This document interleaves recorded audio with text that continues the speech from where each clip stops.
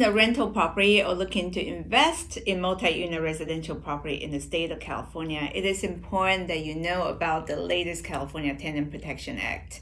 California's legislature just passed State Assembly Bill 1482. This bill limits the rent increase to 5% plus inflation or 10%, whichever is lower. This bill applies to multi-unit residential apartment buildings that are 15 years or older, and it will go into effect January 1st of 2020. However, rent increase as early as March 15th of this year is also subject to this new rule. The good news is there are many types of properties that are exempt from this bill. They include single-family homes, condos, and townhomes. If the property is a single-family home with an ADU or a duplex, as long as you as the owner occupy in one of the two units, this property is excluded from rent control.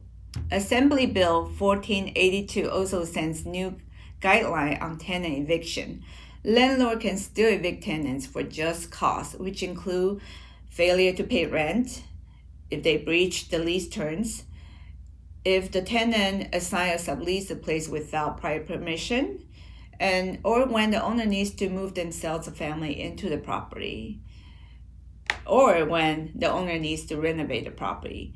Without these just causes, landlord will need to supply the tenant a relocation assistance equals to 1 month's rent to have the tenants move out the property. I hope this video helped you become more aware of the latest tenant rules. For more detail about the Assembly Bill, click the link below for a full report. And stay tuned for more real estate news. Bye now.